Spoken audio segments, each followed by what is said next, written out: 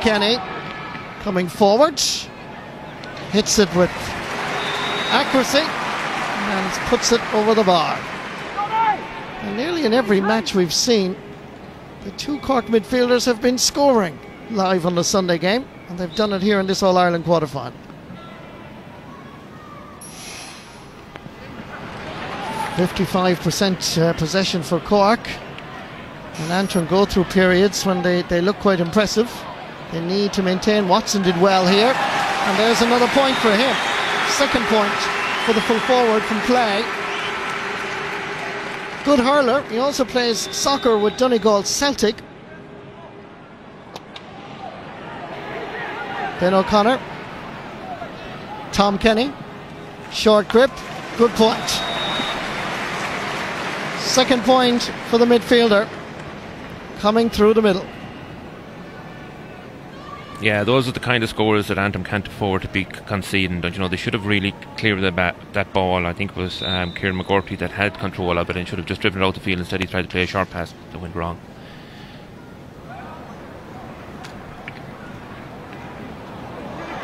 Now Antrim's turn to respond, perhaps. Good block down by Tom Kenny.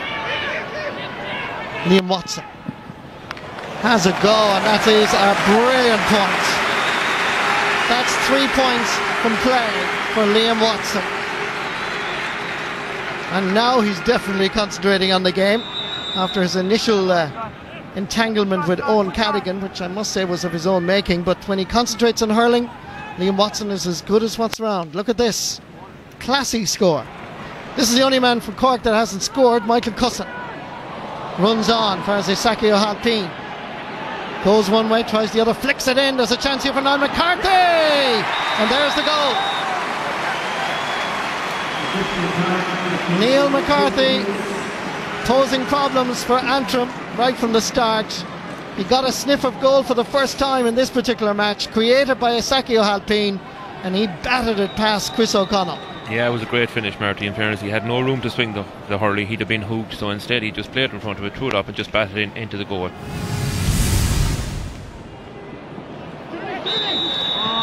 There's a push on Carl Stewart by John Gardner. And it's going to be a free, dead straight in front of the post.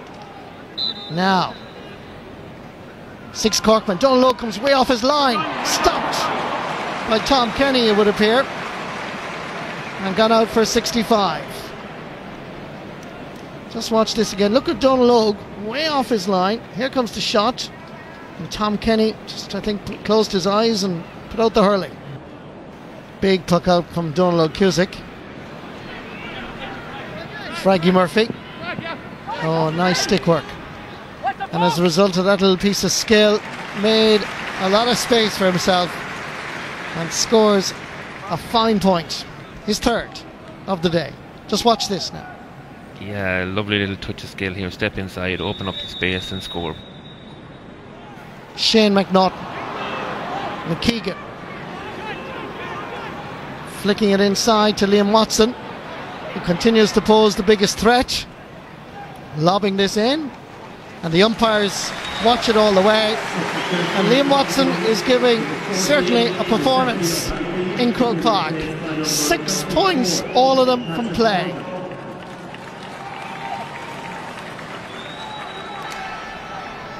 Ball sent in. Easily gathered. Owen Cadigan has taken too many steps. And he throws the hurley in the air and says, "Oh, I don't believe it." Yeah, Owen feels he was fouled prior to that with a little slap on the wrist, and he got caught in for over carrying. Those tempers have become frayed, and Liam Watson is involved. He's pulled the hurley, pulled the helmet off, and that is totally unacceptable. And there he's kicked the helmet away, and the referee, I think, is going to take control. It continues on.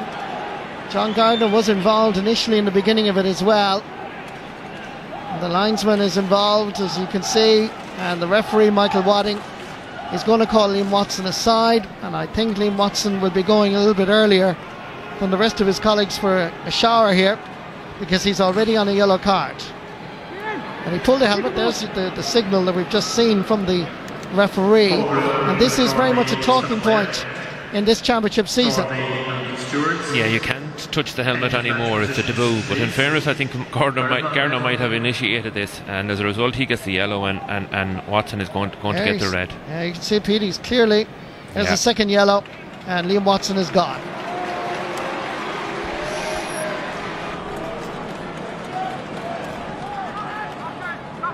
Ronan Kern calling for it.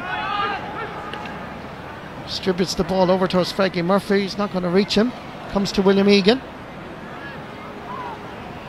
Trying to drop this one in. He scored in the Munster final replay, and he does it again.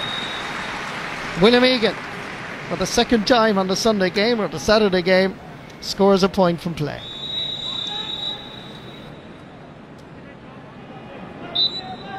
And in 8 championship meetings, Antrim have failed to beat the Leesiders, and that statistic will disappoint them. For Antrim, it's the end of the road. For Fraggy Murphy and his Cork team, it's do it all over again, because they're going to now face, under the management of Dennis Walsh, Kilkenny in the All-Ireland hurling semi-final of 2010.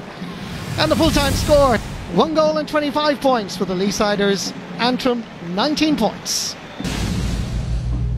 Every time we got up for a score, Cork came back, maybe got a point or something like that. That's the sign of a good team, and they're there now. They'll be playing Kilkenny, and who knows how it'll work out. For times in that game we were under fierce pressure. Antrim really put it up to us, and at times we didn't play that well, but lucky to come through in the end. We're thankful for that. Well, Paul Flynn, there was a certain inevitability about it. I mean, Antrim did battle well, etc., but it still seemed a bit inevitable.